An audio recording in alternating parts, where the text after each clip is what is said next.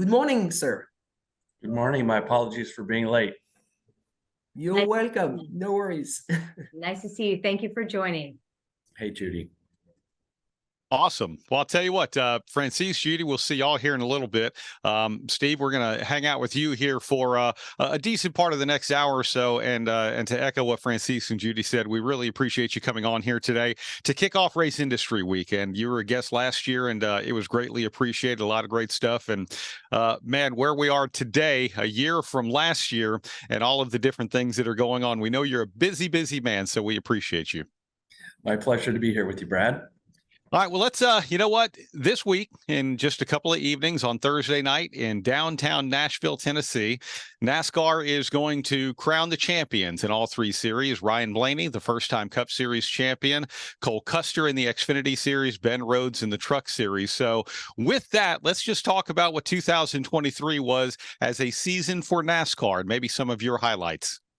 Well, I think it's, if you think about anytime you have a kind of a special moment, an anniversary, for us being the 75th anniversary was just special heading in. And you think about what we did to celebrate the past, and then really in the first third of the season, and then kind of that middle part, which was more of a thank you to fans for looking at the present, and then looking at the next 75 years. And I think that was pretty extraordinary, just as a backdrop. And then all the special things that happened. So starting with the Clash at the Coliseum again, and then Ricky Stenhouse Jr. winning the Daytona 500 with a single car race team, going back to North Wilkesboro for All-Star, I would call it an epic event at the Chicago Street Race, our first street race in our 75-year history. That was pretty extraordinary. The epic in many ways, including the epic rain that we had on Sunday. But I thought it was a great learning experience for us, and we'll be going back to Chicago. And then I think, I found it interesting, listening to Sirius XM and some other kind of folks talking about how the first part of the playoffs were kind of going to form. It was, no one really said it was boring, but that's what they were intimating. I didn't think that at all. But then again, I am a bit of a homer. But I thought that the playoffs were spectacular. And, that last race in Phoenix, and, watching Ryan get frustrated with Ross, who's racing him hard, racing him clean, getting in the back of him, and then Martin closing. It just, I thought it was just a spectacular finish to our 75th anniversary season. So really excited about what we saw. I thought the racing itself, I don't know how every year the racing gets better, but I thought the racing this year was spectacular. And, I think Phoenix itself, I think, was a good test for us, and the changes that were made from a tire perspective, and really having us have a good short track race. I know that some people don't call a mile track a short track, but I thought I was very encouraged by the racing, and I think we'll see more and better racing with some of the things we'll do with the testing that's coming up, and have our racing be even better than it was this year, which had record numbers of passes, et cetera. Yeah, and we definitely look forward to talking about all of that and more. It's incredible. And I love the storylines that racing just brings. And you mentioned a couple of them. Martin Truex Jr., the Clash at the Coliseum, 2022 goes winless and misses the playoffs in spite of actually being in the top 4 in the standings at the end of the regular season. Comes back this year, wins the Clash to open things up, gets 3 wins along the way, and the regular season championship. And then the other big name driver that a lot of people expected to win a points race in 2022, Ryan Blaney, while he did win the All-Star race, he did make the playoffs in 2022, but then comes back in 2023, 3 race wins and a championship. Steve, when you look at things like that, what does that say about our sport, that in one year, the best of the best in our sport, elite level drivers, can miss the postseason, the next year come back and win a regular season championship? The next year, also, you take a guy like Ryan Blaney, who continues his drive up through the rankings to come back and win the season-long championship. What does that say about just the competition overall?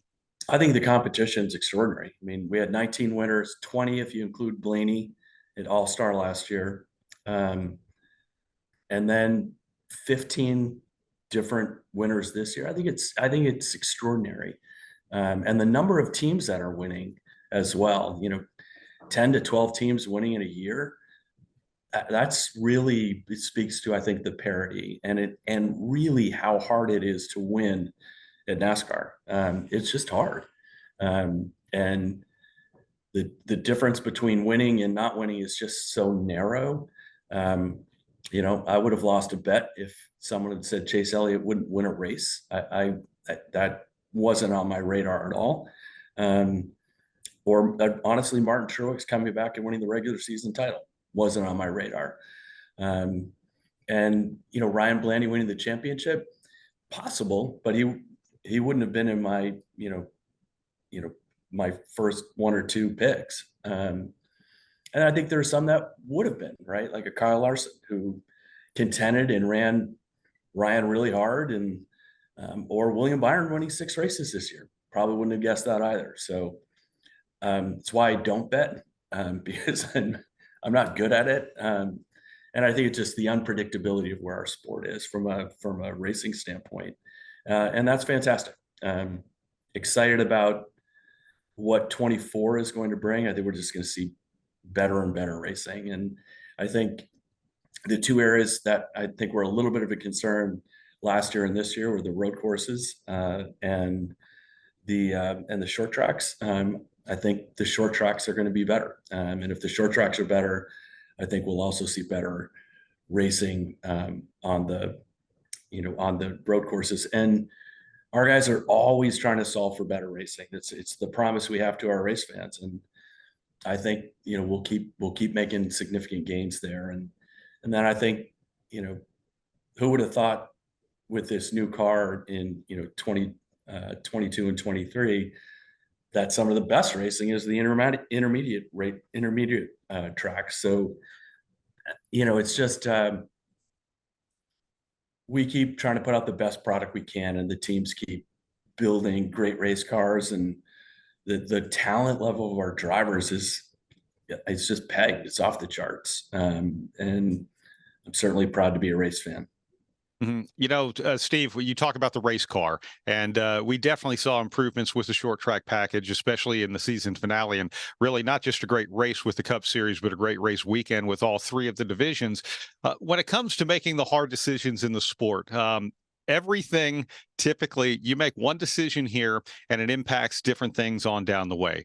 The race car itself, the next gen car debuted in 2022. And like you mentioned, 19 different winners, just an incredible season all the way around. We come back this year and continue to see great racing, but there was this one thing that people wanted more of, and they wanted, more action, more competition on short tracks and road courses. But to make those decisions as to what to do to the race car affects a lot of things, including your suppliers, including the race teams, including a lot of people. You mentioned a test coming up next week at Phoenix. There have been several things tested as well, not just on the race car, but also with Goodyear. But can you take us behind the curtain just a little bit? And everyone has their own opinion. You hear a driver say we want more horsepower. You hear someone else say we want less tire. You hear someone else say, well, it's an aero problem. But trying to find what's going to work for everybody, and most importantly, what's going to work in the eyeball test for the race fans. What goes into that? Yeah, well, I think that first and foremost, Brad, is the great racing itself, right? So it's not great racing at any cost, because there are costs associated with this. And you can't, on the one hand, say, hey, we want great racing. And, there are limited budgets, right? We're trying to solve for our race teams to make them more financially viable. With increased revenue and some type of cost containment that would go, that we would implement as part of a new charter extension in 25. So they're kind of a little bit at odds with each other. So what opportunities do you have? And we've looked at some things from an aero perspective under the car. What happens with the diffuser? Can you take the diffuser off? So all those things are in play. And the tire, I think people underestimate the importance of the tire, which sounds ridiculous because that's the, obviously the contact patch. But I think Goodyear has done a much, much better job in trying to dial in what's going on with this race car. I don't think the answer is more horsepower, because more horsepower is expensive. If you ask a driver what's going to solve for it, they're always going to say, give me more horsepower. It's a thing. I'm not a driver, but I've listened to enough drivers, and that's their solution. And so the question is that really what it is? I don't know. I think there's some gearing things that we're looking at as well, some shifting things. So I think it's a combination of things. There's not a silver bullet out there that's going to, I don't even want to call it fix. I think on the road courses, Brad, I think we made a mistake on, not having cautions at the end of the stage breaks. I think, we saw at Sonoma and Indy, it just was, I just don't think it was as compelling. When you bunch the cars back up, you got the best racers in the world, beating and banging on each other. Okay, that's a thing. And it works. And I think there are some changes that we made. Obviously, COTA was a mess. Just the restarts in turn one, and guys going 7 wide. I mean, okay, that doesn't work. So we made some changes. And did everyone love those changes? Maybe not. But we also need to make sure we don't have a demolition derby. It's the highest form of motorsports, and it needs to be, at a level that it should be at, and not, guys just kind of rooting and gouging and careening off each other into that turn one. It just didn't work. And so again, I think it's a combination of different things that we'll continue to make gains on. For what it's worth, by the way, Steve, this time last year, I thought it was the best idea to eliminate cautions at the end of stages on road courses.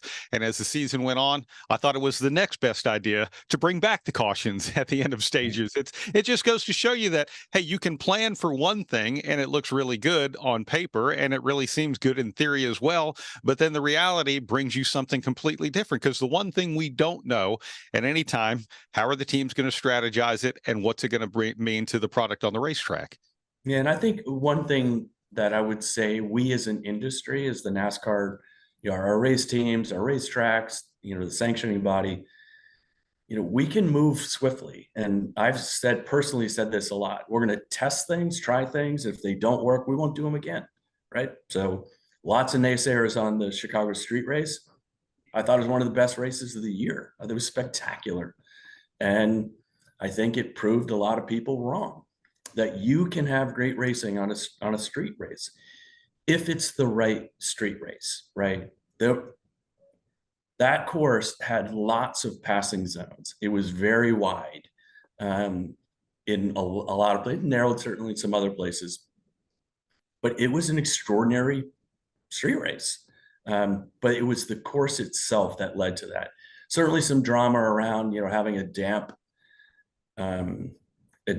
racetrack, and that had some interesting things. And watching Shane do what he did, I thought was it was a cut above. And our guys are like, hey, it was embarrassing that we got beat by SVG. Shouldn't be embarrassed at all, right? He races a very similar car. Those guys have never run a street race. He's run a bunch, right? He had a competitive advantage against these cars, and he was coming out of corners and getting against the wall where it would be inches from the wall. Our guys thought they were close, and they'd watch him. They're like, wow, no, they're close. He's close. And he ran a great race. And we're excited to have him see how he does at races that are not street races, how he does on ovals. And it'll be interesting to see how it goes. And Justin Marks and that Trackhouse team, they push the envelope, and I think it's great. They're willing to do things that some teams just aren't willing to do. And Justin's got a good mind for that. And I think it's paying dividends for them. I want to talk about adaptability. And before you came on, we were talking about during COVID, NASCAR was the first professional sport to come back and what it really did for racing. And I can remember, more than 20 years ago, the late Lanny Edwards, who used to run Devil's Bowl Speedway and co-founder of the Chili Bowl and all of those other things, was telling me that a guy will pawn his TV to buy a pit pass if his car is running. So as a promoter, I want to make sure that people can come out and race because they will find a way. And what I mean by that, the theme of this, it always does seem like racers will find a way. You mentioned a couple of big events, the Coliseum with the Clash at the Los Angeles Coliseum. That was another one. How are they going to put a racetrack in there? This isn't going to work. How are these cars even going to fit on something so small? The Chicago Street Course, not only did the sport pull it off, but the sport pulled it off, as you mentioned, in literally century torrential downpours, more rain than they would typically have in 2 months, all dumped on the racetrack in one single weekend. Yet you pulled off a complete race weekend, which did that. What does that say about just racers in general, but also NASCAR's adaptability to potentially surprise us even more? Yeah, I think, Brad, I think our ability as an industry to solve for difficult things. You had mentioned COVID. That was an industry-wide thing. It wasn't a sanctioning body thing. It was everybody, right? It was the sanctioning body, the race teams, the racetracks, the drivers, everyone, Goodyear, everyone pulling together to create something that others didn't think we could do. And we did it. And everyone had to play their role, right? We had to play a role talking to governors and safety officials, and the racetracks had to do that and solve for, I had one situation in New Hampshire where I called the governor of Vermont to call the governor of New Hampshire to see if we could get them to move, right? Because it was, and the governor of Vermont, he races stock cars, so thought that was a good place to start. He'll do anything to get in a race car, apparently. It's just, but it was an industry-wide thing, right? And a lot of the things that when we talk to our race teams, when we talk to our own employees, it's having them think differently about the business. Doesn't mean that we're going to make change for change's sake. That doesn't make any sense. But having a calculated risk, like the Chicago street race, I thought it was a risk that we should take. And we lost a ton of money on that race. It's the best money we'd spent. Because what I do know is, as we're talking about, and I'm sure there's a question there about where we stand with our media rights deal that is upcoming, Brad. Fox and NBC certainly, and obviously the NBC race, or the Chicago street race, was in the NBC part of the season. It was the second highest race we had all year. People were interested in tuning in to see what was going to happen. Particularly with casual fans. Listen, our ardent hardcore fans, they are, they're going to tune in for anything, right? That's who they are. It's awesome. We get the best fans in the world. But it's that casual fan that's going to drive those incremental numbers. It's just a fact. And so I'm not suggesting we're going to have 5 street races. We're not. We may not have 2 street races in a year, but do I foresee in the future that we have 1 street race, maybe 2? Yes, but when you create something special and then you replicate it again and again and again, it's going to stop being special. At some point, most likely, we're going to stop racing it in Chicago and we'll go somewhere else. It needs to stay fresh, and you need to mix in things that are kind of staples of the sport, the Daytona 500, the Coke 600, the Southern 500, those things with other unique special things, like going to North Wilkesboro. Are we going to go to North Wilkesboro for All-Star forever? Maybe not. But I know we're going back next year. Had a great event, this year. So it's really just being smart about how we do that. What I would say about the Chicago street race, in addition to driving significant interest and then significant viewership, those media partners that we're in discussions with that are not our existing partners were captivated by the Chicago street race and have pointed to that as wow, that sounds like a really cool thing. You know, can we have something like that if we come on to NASCAR? And so nothing to announce today, but it made a difference. And so if you're thinking about existing partners like Fox and our willingness to go to, you know, build a track in the LA Coliseum or race Bristol on dirt, you know, go back to North Wilkesboro for All-Star, all those things create interest from our broadcast partners. And listen, we got a lot of great sponsors in this sport and that spend a lot of money with the race teams, the racetracks, the sanctioning body. The biggest checks are coming from our media partners. And we are fortunate that we are able to get very large checks because it feeds a lot of mouths in this industry, not one mouth, everyone. And so when you do things like that, that show that the sport is not willing to just kind of stay in its lane, but really to broaden where we go, how we go about things, what we're doing with the next gen car, all these things have a meaningful impact on the success of the sport. And that, again, is the promise that we have to our race fans, which is we're going to keep pushing to make this sport better and better and better. You know, it's interesting in talking about this too. Obviously, the core of the sport, the Daytonas, the Charlottes, the Atlantas, the Richmonds, you know, all of the tracks that we've historically come to know and love, those are still on the schedule in a big, big way. We tend to talk more about the new things like we have talked about here today, from the Chicago Street Course to the Coliseum to what is old is new again to North Wilkesboro. What does that say, Steve, about how dynamic the schedule could be in the future and ever changing? In fact, even a question in the chat, would Boston ever be a consideration for a street race? I think everything's on the table, Brad. I know that's a bit vanilla and I'm not trying to evade the question.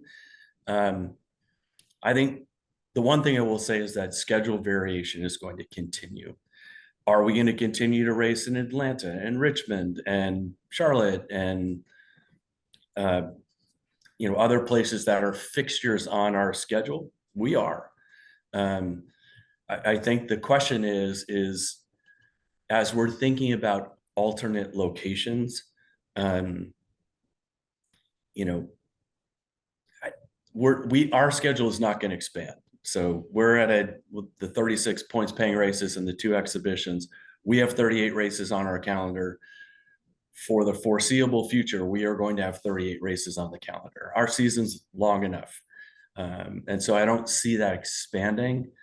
With that said, I do think there's some places where we race twice that, you know, honestly, if we raced once, and I won't get any specifics, but if one of our racetracks is not selling out with 2 races, what we have shown is when you go to one race, like a Michigan, like a Pocono, a Dover, all 3 of those races are sellouts. And that's what we need to do, in my opinion. So it's not that we want to take races away from markets, but if we're not having sellouts, unless the racing is extraordinary, and I'll talk specifically about like Daytona, right? Season ending, that wasn't a sellout. It's difficult to sell 150,000 people coming to an event twice a year. You can do it for the Daytona 500 because it's special. Doing it for their season ending event. Listen, do I think the grandstands looked good? They did. Wasn't a sellout. And so what we are endeavoring to do is by the time we get to, you know, 25, 26, 27, we had 12 or 13 sellouts this year. Okay, that's not enough. It was 5 more than we had last year. And I'm hoping, and we'll be really working hard to make sure that we have more sellouts. Like Iowa will be a sellout. It will be, and it will be a sellout, you know, relatively quickly. Because there's demand there. So we have to make sure we're going to places where we have demand. Do I think if we did a street race in Boston, that would be a sellout? I do. Not sure where we race in Boston. But there are, listen, after Chicago, the phone was ringing for other cities. They're like, well, we can do that. And we'd love to have NASCAR come here. So again, nothing to announce at this particular point. And street races are hard. Look at the F1 race in Vegas.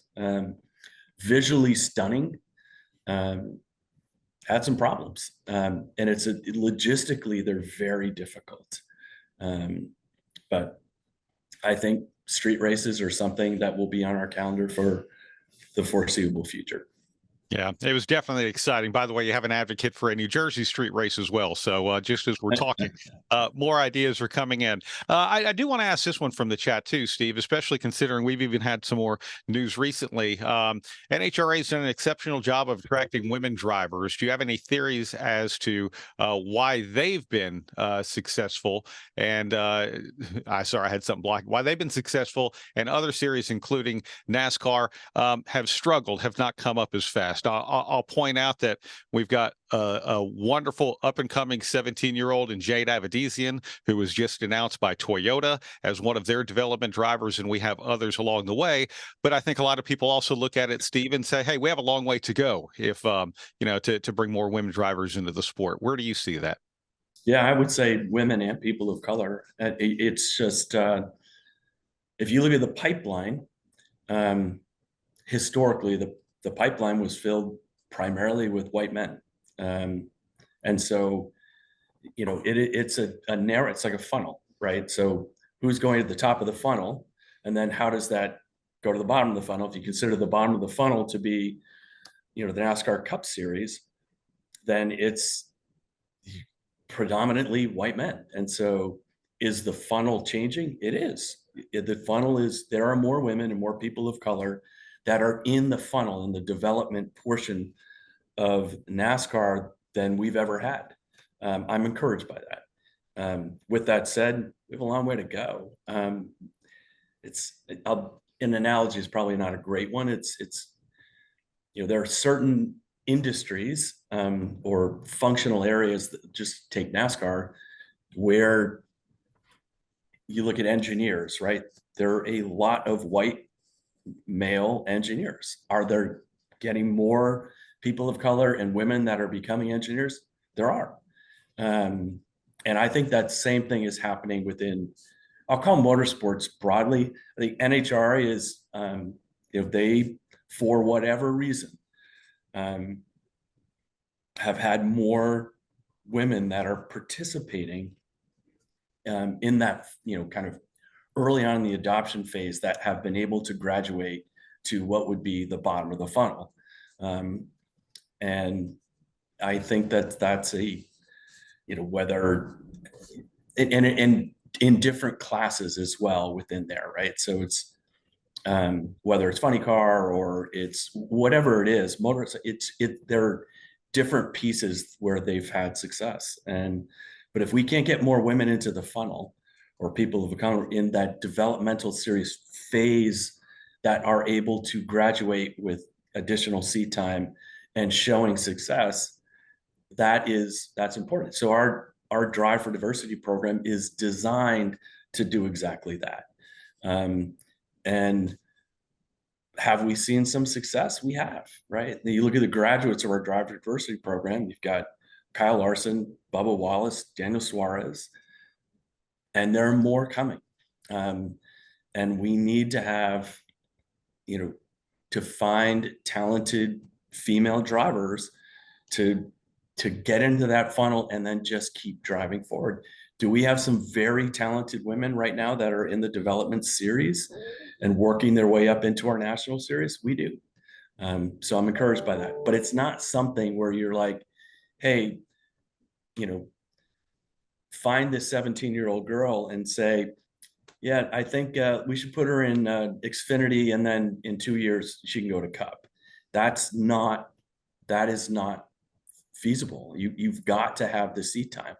I'm encouraged by things such as, iRacing, that allow, honestly, all talent to understand whether they have talent or not early on, right?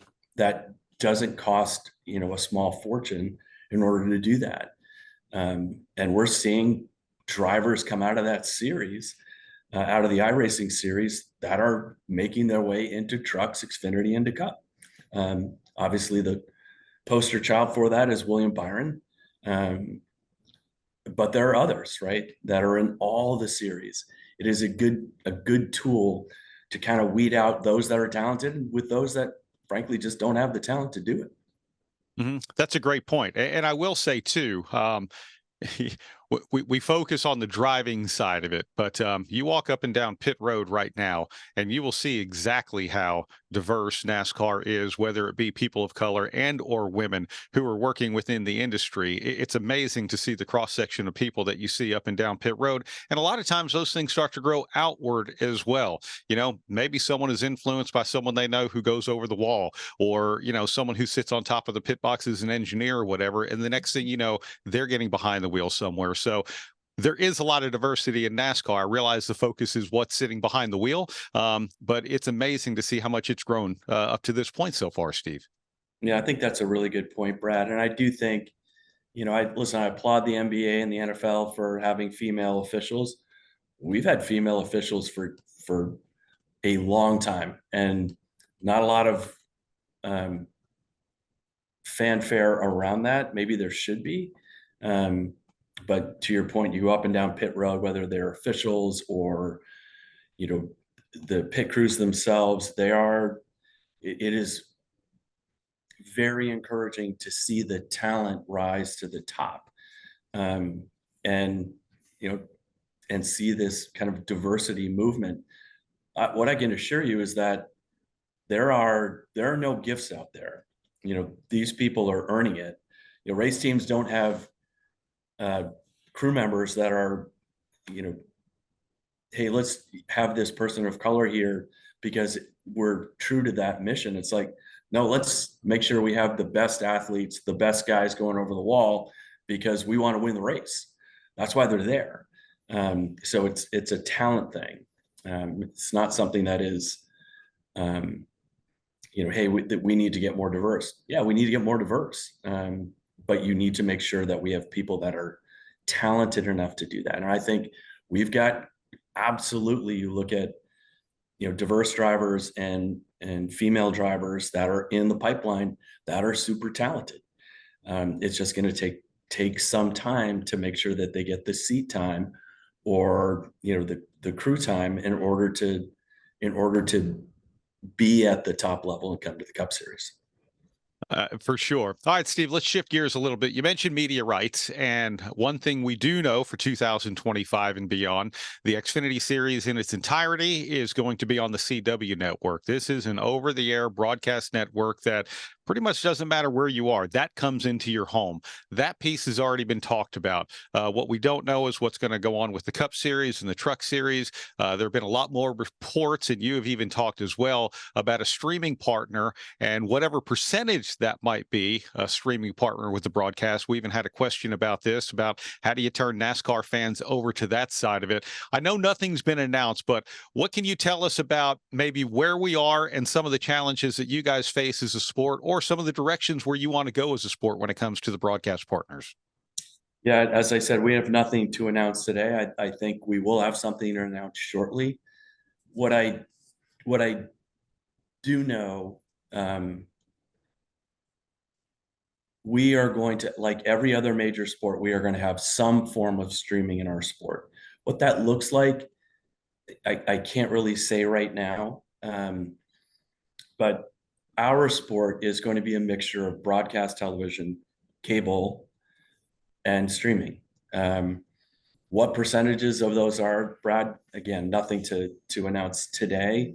Do I see something with more from a in race or live race action being primarily streaming? I don't. I think it'll be a mixture, and I think that mixture is consistent with where sports are today. The other thing I would say is right now we have 2 broadcast partners. We know that we are going to, do I believe NBC and Fox will be back? I do. We obviously have added a 3rd partner with the CW with the Xfinity Series. So to have 33 broadcast races on Xfinity, I think that series is really going to step up and shine. Because of the visibility that the CW is going to bring, just more eyeballs. 125 million homes, just like Fox, NBC, CBS, and ABC. It's their 5 network partners. The CW is one of them. Certainly less known, maybe slightly less watched, but it's going to be an anchor property for the CW. So it's going to be great for the CW. It's going to be great for NASCAR. Additionally, I think the CW is going to be a good partner in promoting both the Truck Series as well as the Cup Series. And lastly, the company that owns the CW, Nexstar, has 201 affiliates around the country. They're going to plug those in as well, all promoting NASCAR. So the CW, in addition financially helping the sport out, is going to be a great partner. I would say that Fox and NBC have been great partners in helping to promote the sport, over this past 10-year period or 9-year period, with 1 more year to go. And we are going to have an additional partner, and we may have 2 additional partners. And that's kind of where we're trying to figure out, kind of in these last few weeks, what that's going to look like. But we already know we're going to have more partners. Whether we have 4 total media rights partners or 5, I don't know. That part is still in the balance. But we're hoping in the coming weeks to get that firmed up. And I do believe, and I think other major sports are going to do the same thing. I mean, you look at the NFL. The NFL's got a ton of partners. The NBA right now has 2.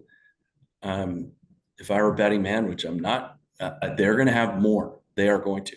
And are they going to have some form of streaming? They're going to.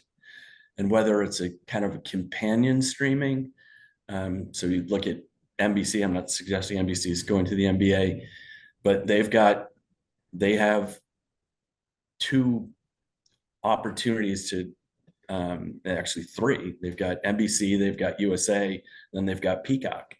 So when you're looking at these sports properties, these media companies, ones that are traditional media companies that have 2 or 3 different opportunities. So Fox right now really just has Big Fox and FS1. They don't have a Peacock version of Fox at this particular point. Maybe they will in the future, maybe they won't. But Fox seems to be betting on cable being around for a long time. So I think what I would call hedging our bet, I think, is a smart thing for us to do as a sport. No one has any idea what's going to happen with streaming and what's going to happen with cable. We do know that broadcast television is going to be around for the foreseeable future at 125 million homes. That is not going to change. The cable universe, what we do know is the cable universe has declined. And so what does that look like in 2 years, 5 years, 7 years? Don't know. But we better make sure that we have distribution points that will allow us to be successful moving forward, to have as many eyeballs as we can, while not insignificant, also getting paid. The revenue is significant that comes in from these media rights or from these media partners. Yeah, we look forward to hearing those announcements as they come up as well. Steve, there are a lot of analogies that people can use for the things that come across someone's desk, and yours has a lot of them, but I'm going to use one that I've heard you use before, and that's a stool. And we've already talked about several of the legs of this stool, from broadcast to racetracks to schedules and a lot of different things. The competition side, the race teams. And when we talk about media rights, the next thing people talk about are the charter agreements with the Cup teams and all of that. As a sanctioning body, and dealing with your competitors and everything that you have to do to make sure everyone is healthy in the sport, what can you tell us about where we are now with that? So I would say we've had some good dialogue with our race teams. We have quarterly team owner council meetings. I think our last team owner council meeting, we made some progress with our race teams, having them understand where we are in terms of how we see the future looking for our charters. So we are all in on the charter systems. We think that the charters have been valuable to the sport overall. Race teams want 3 things, or so they have told us. They want to be competitive on the racetrack, which right now that's a check. They want to increase their enterprise value of the charters. That has been a check. And they want to have a path to profitability. That's not a check right now. It's just not. You know, our race teams, by and large, are losing money at the cup level. And that is something that we need to solve for. You solve that with two key pillars. One is to make sure that they're getting additional revenue. So they're interested in getting more revenue from the sanctioning body and the tracks through the purse. That is something that we need to do. The only way you can do that is to have increases in your media rights, which is what we're doing today. So we are unsure what that is. When there is more clarity, we'll understand what those financials will look like. And then second, and not small, honestly, is some type of cost containment. So whether that's in the form of a cap or whether that's in the form of, you know, the parts and pieces that make up the next gen car, or trying to limit those pieces, I don't know where we're going to net out on that. But and I'm not suggesting that our race teams can cut their way to success. I'm not suggesting that because I've been accused of that in the past. There needs to be a mixture of those two things, but both are important. If profitability or break even is an important element for our race teams, then you have to do both. And that's what we'll focus on. And then there'll be some governance issues which will I think, make the sport healthier and how the sport is run healthier. And then the other part, Brad, really is around the promotion of the sport. So we need to do our part as the sanctioning body. The tracks that we don't own and the tracks that we do own need to do their part in promoting NASCAR and the races themselves to get more and more sellouts.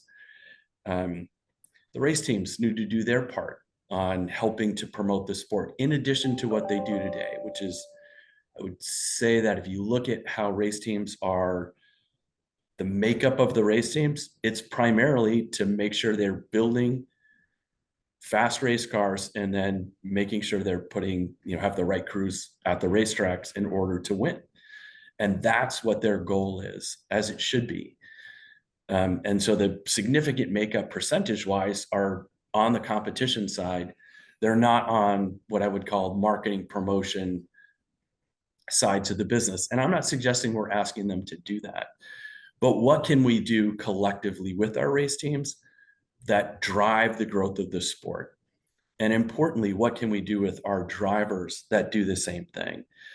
Because the drivers are the show. And so we're building this brand new production facility that will come online in Q1, January of 2024.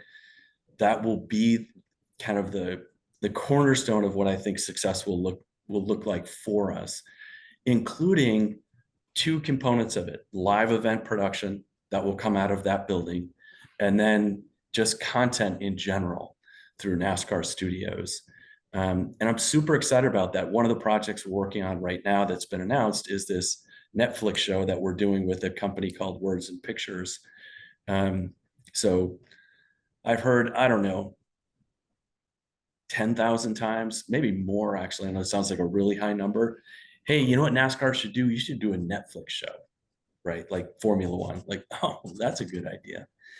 So we are going to do that, which will come out sometime around February 1st, which would be great right at the start of the season. I haven't seen the episodes, but those that have, the first 3 episodes that have already been done I'm told they're spectacular. And will be a love letter to NASCAR. And we're excited about what that looks like. And so I'm super bullish on the future, Brad. Yeah, we're looking forward to it too as well. Steve, we really want to thank you for joining us here this morning. We really appreciate you kicking off Race Industry Week with us. Looking forward to seeing you and everyone else in Nashville as NASCAR gets to celebrate a season and crown champions this Thursday night. Thanks, Brad. Great to be with you. Thanks. Thank you, Steve. Thank you very much for taking the time to join us today. Thank you. Registering on ePartrade is easy. To start, click on the Join for Free button on the homepage. First, search your company to see if it's already in our database. If you see your company on the list, click on it to select it. Then, choose Claim Company if you are one of the decision makers, an owner, marketing person, or main company contact. Or choose Join Company if you are an employee, and press Continue. If you couldn't find your company in our database, select Register a New Company. On the following page, fill out your name, email, phone number, job title, and choose a secure password. If you chose Register a New Company, you'll need to choose your business type. Select Supplier if you're looking to display products or services and connect with buyers. Choose Racing Business if you're looking to source new parts and connect with suppliers. Choose Race Team if you own or are a member of a professional race team. Then, enter your company name. Please provide a website, Facebook page, or LinkedIn if you have one, and choose to either claim or join the company. You can view and agree to our terms of use here. If you'd like to receive our weekly newsletter, choose Accept. Finally, click Register Now and your registration will be submitted for approval. An email will be sent to your inbox. Please confirm your email address and you will be approved shortly. Welcome to eParTrade.